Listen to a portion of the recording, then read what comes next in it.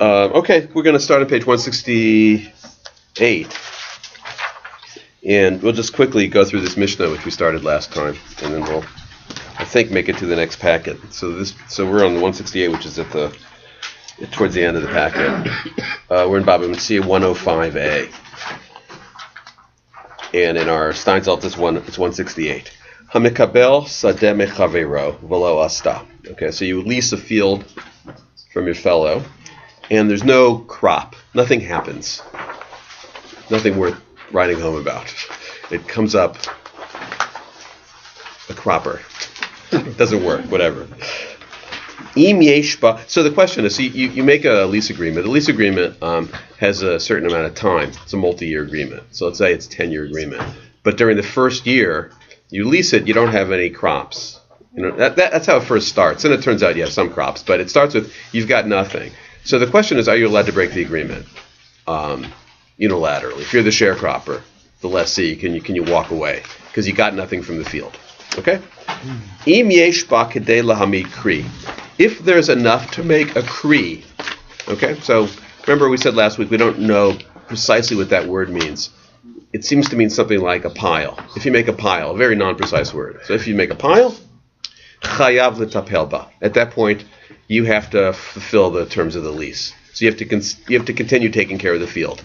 So if there's enough, a minimum amount. So we're going to spend some time, of course, understanding and defining what that minimum amount is. They start with the word pile. If you have a pile, you've got to honor the contract.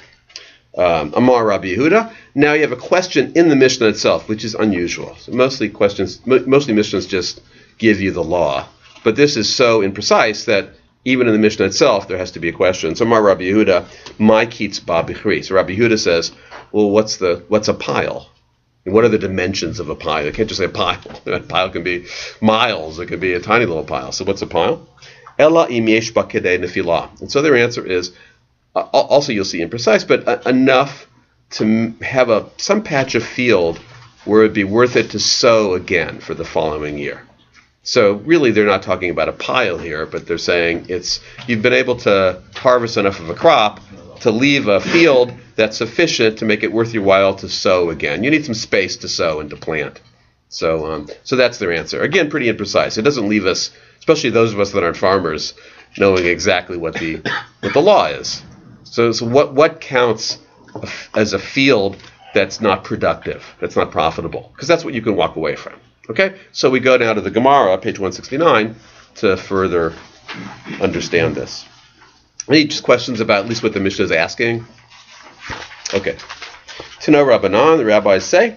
Now, first we're quoting the Mishnah, and then they're going to add something. You get a field from your fellow, and nothing happens. If there's a pile, chayav l'tapel ba. So if there's a pile, you do have to keep to your agreement, keep the field. Shekach kotev lo. So now it continues, because this is the implicit agreement in any lease. And they say kotev lo, it means this is what's going to be in the contract. So you can see now the Gemara is on its way to writing a standard leasing contract, because they're coming up with language that should be in the standard contract, and this is what it should be. And this is interesting. So you actually get the feel of a formula. For one thing, they switched to Aramaic, which is interesting, because Aramaic was the spoken language. So when they had contracts, they wanted it to be in Aramaic so everybody would understand it, and not in Hebrew, because people weren't fluent in Hebrew. They're similar languages. So they're switching now to Aramaic. And as I read it, you'll see it has a formulaic sense to it, like a poetic formulaic. Ana okim. So they translate this as I stand, but it means that I vow, sort of. I stand up for the following. This is what I'm going to do. Ve'anir, I will plow. Ve'ezra, I will sow. Ve'echtzod, I will cut. Ve'amed, amed ve'adush, so I will bind in sheaves. Ve'idre, and I will thresh and winnow. Okay, so threshing and winnowing is getting rid of the chaff, right? Ve'okim karya kadamach, then I will give you a pile. I will present to you a pile of produce before you. So kadamach means before you. Vetete ant, and then you will take vetitol palga. No, you will come and you will take half. So actually we haven't had this before, but now it specifies the standard leasing agreement is going to be the lessee gets half and the landowner gets half, unless they're allowed to make a contract to the contrary. But they could say, I want to do 1/3, 2/3. But the standard contract is going to be half and half, and the rabbis just decide that right now, or they just put that to us right now. You will come and you will take from my pile that I stand before you. You will take half. There's a lot of interesting things going on which we won't talk about, but it seems as if the landowner can come and take half, meaning he can take whatever he wants. He can pick through the pile and he can take it for himself. We're going to get back to that in a second. Like, does he come and actually take what he wants, or is there an arbitrary division of the pile? Never mind for now. But this is what the lessee, who's the sharecropper, is agreeing to. I will do all this. I will do what a good farmer does, and I'll have a pile before you, and you will take half that pile. Va'ana, and then I, he goes on, ba'amali, because of my labor. So you actually say in the contract why this sharecropper deserves half. So we know the owner deserves half because it's his field. Now, in the contract itself, the lessee, the sharecropper, justifies it. Ana bi'amali, because of my labor. Uvenafkut yadai, because of what I put out with the sweat of my hand. Palga, I'll take half. Okay, that's the standard contract. Now, it's interesting because you have the language there, and you also have everything that the lessee is required to do. We still don't know what we really wanted to know, which is how big is a pile. I'll put a pile before you, so what's a pile? So what's the minimum amount to make the thing work? Okay, but are there any questions just about that formula? Okay, I didn't think so. Good. All right, v'kama kidei lamid bakri. Okay, so go back to the question again. So how much is a pile? How much is you set up a pile? And now we have some answers. And finally, we get some answers that are somewhat useful. Okay? Amar Rabbi Yossi b'Rabbi Chanina. Rabbi Yossi, the son of Rabbi Chanina, says, Kedei shetamod bo harachat. Enough that, and you actually have a rachat is a winnowing shovel, a kind of shovel, a tool that you use to winnow. Steinsaltz provides a picture of it for you on the right. So enough that you could bury one of those, that it could stand by itself in the pile. Okay? So I guess they were made according to a standard size. So then that would be a pile. Okay? Now, does that solve everything? No. Why not? Because it's the Talmud.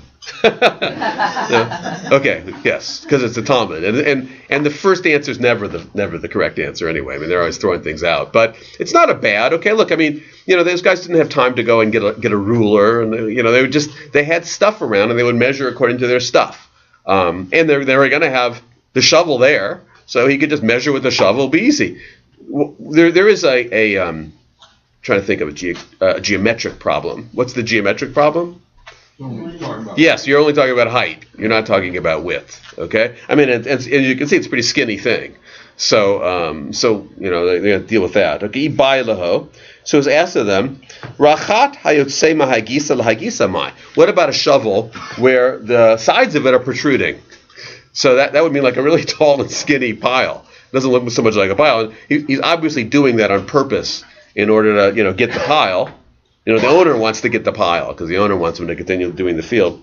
And then they say Tashma. So we have a teaching about that. Amar Rabbi Abahu. So Rabbi Abahu ruled on it. L'didi mefarshali. So he says, it was explained to me. So what's interesting, of course, is that you've got layers of the oral law that are now becoming the written law, where different rabbis have different traditions they've heard from their teachers. And the Gemara is now putting these down in writing so that later, for later generations, we actually have a law code. But before that, it was very informal, different rabbis throwing in their different opinions. So one opinion was the shovel, and now he's got another opinion about the shovel. Kol she'ein koneh shelo ra'eh pnei hachama.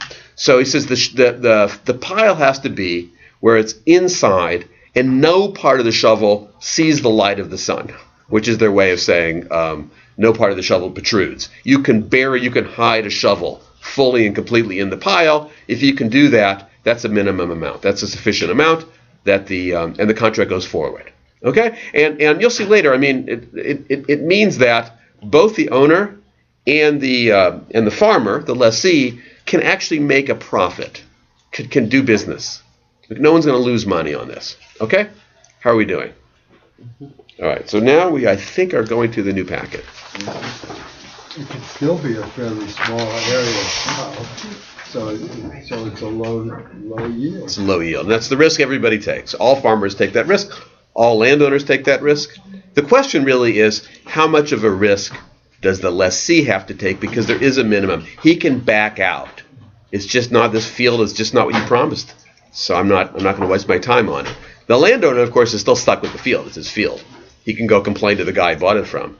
But this is protecting the lessee, the sharecropper. And it's not protecting the owner at all. And the owner's got the field. What is he going to do? The protection for the owner comes before he buys it. And he's got to see what kind of field it is. Yes? What kind of protection is there for the lessee in terms of continuity of years, and if he's going to be 20, he's going to work it harder than he would work it if he was 50? How old is he? You mean the... No, I'm not saying how old is he. What happens if he gets injured? What happens if he gets older? Yeah. It's working to still his fullest capacity, but it's not the same as it used to be. Yeah. It's a good question. I'm not sure. I mean, I think the lessee has the option of signing, whatever year contract he wants. So he could say, look, I'm getting on. I only want to farm for a couple more years, so I'll just do a 2-year contract, and that's it. I mean, he's got to protect himself for that. And then it's done. It's a contract. Yeah. How does the lessee, if he likes the land, if he's maintain that from year to year, so that somebody else doesn't come in and displace him, and suddenly he doesn't have a place to farm? He's got a contract. So the contract protects him. That gives him the first option or something. Well, the contracts are multi-year, so he can sign 10-year lease, 20-year lease, 99-year lease, and then he's got it. Yeah, and then the contract is what protects him. So it's not year by year.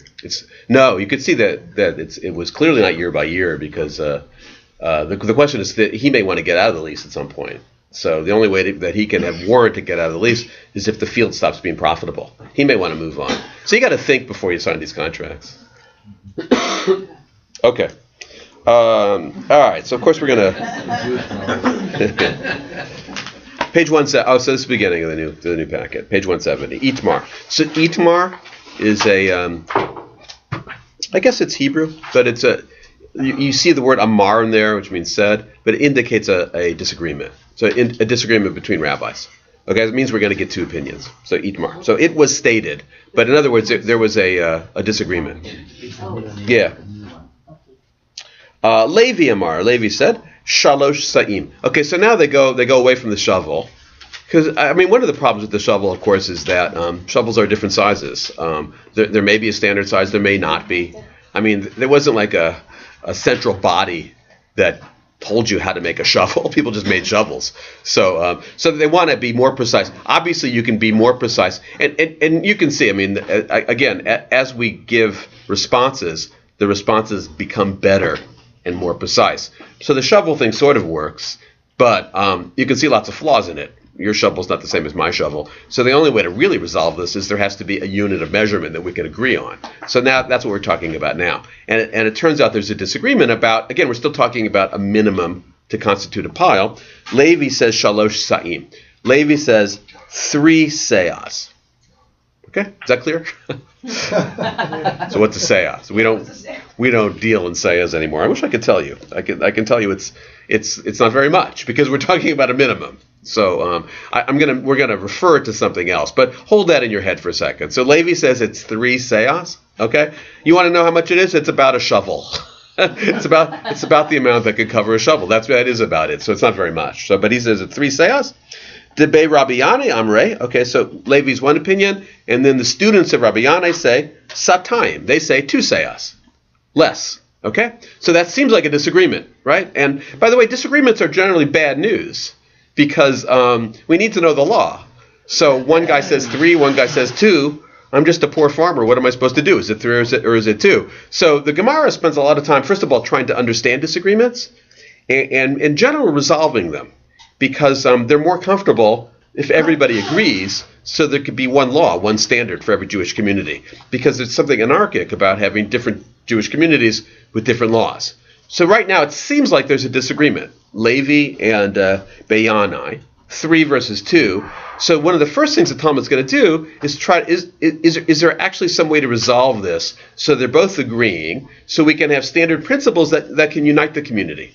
Okay? So this is what they come up, Amar Reish Lakish. And we know that's what Reish Lakish is doing, because he's a later generation rabbi. He's actually one of the people that edited the Talmud. So Reish Lakish says, Satayim Shamru, chutz min hotza'ah. So first thing Reish Lakish is he's not saying this, but what's implicit is they are not disagreeing.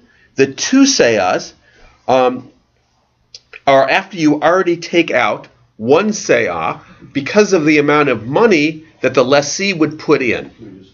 Because the lessee actually has to put in some of his own capital. He's got to buy a shovel, right? He's got to buy he's got to buy fertilizer. We're not talking about sweat equity here, because his work is already taken care of. But there's actually expenses. So Reish Lakish says those expenses amount to one seyah.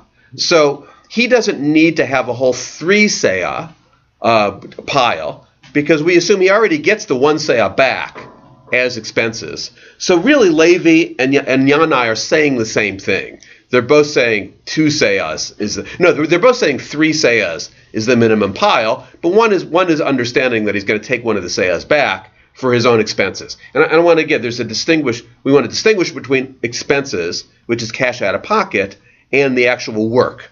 He gets paid for his work in crops, but he does have the right to be reimbursed for expenses. And there's going to be some expenses for any farmer. You have to go buy a weed clipper, some unexpected expenses. Yeah, Paul.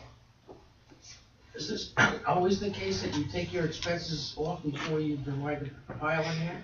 Is it always the case, or you mean in life in general, or yes, in this case, yeah, that's what we end up with, right? Reish Lakish is always definitive. Now, I wanted to say something that we don't really know if Levi or Rabbi Yanai actually agree. I know that Reish Lakish would like them to agree and comes up with a reasonable way to get them to agree. And Reish Lakish, because he's the final rabbi and he edited the Gemara, it becomes the law. So after from Reish Lakish on, that becomes the law, that the lessee takes his expenses off the top, and then they divide it. Okay, and that's the law. And by the way, so we're done with this topic now. Now we know, we know a minimum field is 3 seyahs. That's a pile. A minimum crop is 3 seyahs, and it turns out to 2 seyahs because he gets to take one of those seyahs back for expenses. Okay, so we're done. Great. But we're going to move on to a slightly different topic. Now, it seems like the topic is way out of left field. In fact, it is way out of left field. What it has in common with what we talked about is it has some of the same players. So we have Levi and Rabbi Yanai disagreeing. So we have a couple other things that they disagree about. But it also, as long as we're on the topic of defining what a minimum is, we're going to talk about this. But we're not talking about sharecroppers. We're not talking about leasing anymore. We're talking about something else. And that's not so uncommon in the Gemara, which is like a piece of, think of it like a piece of music, like jazz, where you have a theme, and the theme that can go off in all sorts of different directions and then come back to the main body of work, the main theme. So now they're saying, well, as long as we're talking about minimums, here's a few other teachings for Levi and Yanai, and then we're going to go back to the main topic, which is leasing fields. Okay? Tanan Hatam. So there was a teaching. Pritzei Zeitim va'anavim. Okay, bad olives and grapes. What do we mean by bad olives and grapes? Well, it's not so clear what they mean, but at first glance, it seems to mean olives and grapes that are in effect inedible. And so so it's a very interesting question. It becomes much more interesting in other areas of Jewish law, but it's interesting here too. So how do you classify inedible food? Because food has its own halakhic requirements. The most famous are kosher, not kosher. Okay, but there's other things like giving crops to the priests or giving to the poor, separating a tenth of your produce. What do you do with stuff that's just not edible, not usable? Okay, so it becomes mold or something like that. Well, so what I'm talking about is, so I don't think mold's ever considered edible. I guess I don't know. I mean, yeah. So feed it to the livestock. Well, right. So yeah, so you've got a category of food that's no longer food, and I'll give you one sort of classic example where there's a difference in halachic opinions across the board for a long time. There's a thing called rennet, right? So we, on the cheese. Anytime I buy cheese. Right. Okay. Yeah. So rennet comes from an unkosher animal. right? I mean, that's why is it unkosher? Why does it make cheese unkosher? But there actually is a disagreement among halakhic authorities that in fact it's not a food product, that it's so removed that it's become totally inedible. Nobody would think to eat it, and therefore it's not a food product. Since it's not a food product, it doesn't follow in the categories of kosher or not kosher. It's just an enzyme. So you can add. It's just a chemical. There's a technical halachic davar chadash, something new, something that's been so changed in its form that it's no longer food. Once it's well, feeding to animals becomes. I'll tell you, that's why it's an interesting category too. So it has to. Let me finish this. So there are people that will say that cheese with rennet, in fact, is kosher because that thing that you add. I don't know what rennet does. I have no idea. I'm not a scientist of this. It doesn't matter. But the thing that you add to cheese called rennet is kosher because it's not a food product. And once it's not a food product, it's not subject to the laws of food. So we're going to have the same thing here. We've got olives and grapes, which in fact you can't eat. Once you can't eat them, are they in fact food anymore? So that's kind of a broad, it's an interesting question. And I don't know, the Talmud is interested in those kind of things. Like, when is a thing a thing? It's actually a philosophical question too. It's a question of epistemology. Does it become something different entirely if it can't be used for that purpose anymore? So it boils down to, if it's not a food, you can eat it. Yeah, that's right. Yeah, If you consume it, even if it's a chemical, if you're consuming it, then it's a food. All right. Well, I'm explaining I did the best I could to explain it. It's a chemical product that you add to something that I guess commingles with food, but it itself is not a food product. So therefore, it doesn't render the thing unkosher. That's the thing. Look, not everybody buys that. I mean, people go in the grocery store and they look for kosher food. I'm just curious. You never heard that before? It's interesting. Oh yeah, some of you heard it before. I mean, it's a classic disagreement in Jewish law. It's like lentils for Sephardic Ashkenazic. There are lots now, because the Jewish community, the observant Jewish community, has moved to the right in recent years. More and more people are insisting on kosher cheese. That doesn't change the fact that since that rennet has been discovered, there's been serious disagreements about it. And I'm not talking about conservative versus Orthodox or liberal Jews versus, I'm talking about in the halakha community, the people that care about these things, there is a disagreement about it. Okay, you can have disagreements. And the disagreement is based on, is that thing actually food or not? If it's not, by the way, then it's very clear that cheese would be kosher. There's not an issue about it. The issue is, they consult their scientists. They consult their scientists. What is the status of rennet? Is it food? Isn't it food? If it's not food, you can eat it. As Don said. If it's not food, you can eat it. It's a really good principle there. Yeah. I think there's some discussion also about vitamins. Yeah, They have exactly. To Jello. have a picture on the vitamins or not. And there's Right. some people that only take vitamins with a hexture on it. Right. Jello, marshmallows. I mean, there's other that's things. Yeah. gelatin. Yeah. But, Right. Yeah. So gelatin too. Same things come up with gelatin too. Right. Is that really is it a food product? The rennet is the one where there's much more consensus that in fact it's not a food product. It's just the people that have really looked into it. So In fact, recently I saw I don't mean to be impatient. It's not what we're talking about right now. But I'm happy to take one or two more questions about it. But I want to. Oh, no, Yeah. there's another product Yeah. called L-cysteine. Uh-huh. It's in a lot of products, Yeah. bagels and other things. Yeah. It's made from duck feathers and Yeah. human hair. Oh yeah. Yeah. And a couple of years ago, listening to NPR one morning, Just like the conservative movement decided that it was okay to eat Yeah. L-cysteine. Yeah. But the question for me was, well, did it come from duck feathers or human hair, or does that even matter? Because it becomes some kind of chemical for softening the dough. Yeah. And that's so often why bagels are not kosher. Yeah. So what do you have, It's not kosher. So Well, there, most bagels don't have a hexagon. the issue of a food, not a food, Right. does have to do with how much processing happened, and as it goes from being a duck feather to a chemical, how has it been changed? and how seriously has it been changed? And I'm not ruling on it myself. I don't know enough about it, but that's, I can tell you that's the basis of those kind of rulings, and it becomes practical for certain homes when you're getting rid of chametz. There actually is a point where that chametz in your house has become so hardened, and you've stepped on it so many times, and it's been there for 10 years, that in fact you can't possibly consider that food. So you're not even though the laws about getting rid of chametz are very serious, you don't have to get rid of it anymore. There's things where if it's just dust, then that's when it also comes up too. Like you're not allowed to have chametz in your house. But if you have stuff in your house that's so degraded, there's no way you could consider it food, then it's not chametz anymore. And you can eat it. No. So obviously, in that sense, it's not that you can't, but you can have it in your house. You don't have to panic like, my bread has dust and it's particles, and I have to just get an electric blowtorch and blowtorch everything. And you don't have to, because there's certain things that are no longer food. So right. Yeah. And basic for something is no longer food is that it's just people don't eat it. It's not edible.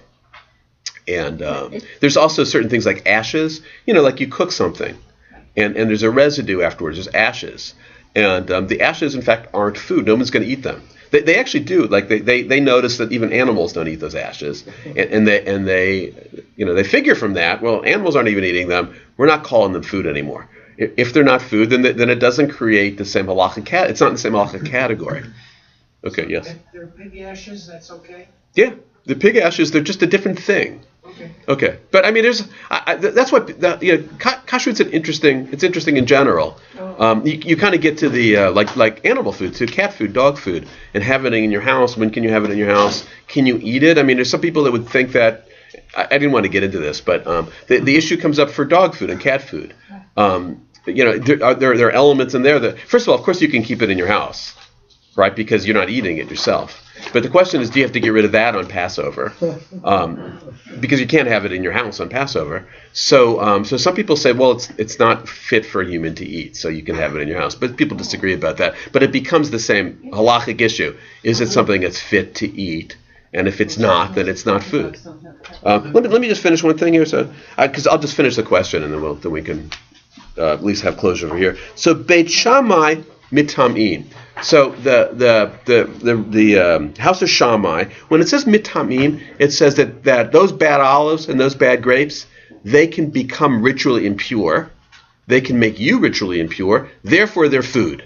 Because only food can make you ritually impure. This is an early definition of something that's kosher or not kosher. But in any case, so Beit Shammai says even the bad olives, the bad grapes, they are food, and therefore they are subject to impurities. Beit Hillel mitarim. But Hillel, he says that they're not, that they're always going to be pure. They're not food. Basically, they're not subject to impurities. So, I mean, if I were to summarize, Shammai says they're food. Hillel says they're not food. Shammai says, therefore, they're subject to these categories of purity, impurity, and Hillel says they're not. Okay? That's a disagreement. We know that Hillel and Shammai disagree on lots of things. Okay. Another question? I was just going to point out that it's interesting you're mentioning the ashes, because that's how you can prepare an oven to make it acceptable for a kosher food. Is by high heat and turn everything inside the ashes. Right. That's right. Yeah. The ashes destroy any food that's in there. It's not food anymore. Yeah. Okay. All right. Anyhow, we wanted to my Pritzei Zeitim. So how do we define inedible olives? Now, what they start with is, what does the word mean? What's interesting is Pritzut. Well, you say it's poretz is somebody who breaks the boundaries. That's literally what the word means. Poretz is to break out the boundaries. So it could be like they broke. It's so bad. The olives are so bad they break through the boundaries of food, and we don't call them food anymore. It's also it seemed to have been just a common term for inedible in those days, but it actually has the same word. They call it bad olives. I mean, I think that's how Steinsaltz translates wicked olives. So it has ethical connotations. So the first thing the Talmud does is they're curious about the word. So they have a little discussion about the word itself. So my Pritzei Zeitim, what does that mean, wicked olives? Like why are you using a moral word there? And then Amar Rav Huna, Rish'ei Zeitim. So Rav Huna says, they're bad. They're wicked. He's not imparting ethical categories to olives, but he's saying that's the word comes from. They wonder where the word comes. Amar Rav Yosef Umay Kras. So Rav Yosef says, where is it in the Bible? Because the Bible is the source of the Hebrew language. And they want to make sure that we can connect this word to the Bible, and that way we can understand what it means. Okay? Page 171. We'll do a little bit more. And now they find the word Pritzei, so they do a little computer search. Of course they didn't do that. They just knew the Bible by heart. They did a search in their own brain, and they said they were on their own, which isn't easy to do, but they did. I mean, they knew the Bible by heart, so they came up with a couple times where they remembered the word pritze. Upritze amcha inasu la'amid chazon v'nichshalu. So the pritze there means the wicked of your people will try to follow the prophecy. They'll try to follow the sacred prophecy, v'nichshalu, and they'll fail. That's an interesting definition. So that's wicked is you try to do the right thing, but you'll fail. And I feel like, okay, that's what these olives are doing. They're trying to be olives. Yeah, they're trying to fulfill their role as olives, things you can eat, and they're failing.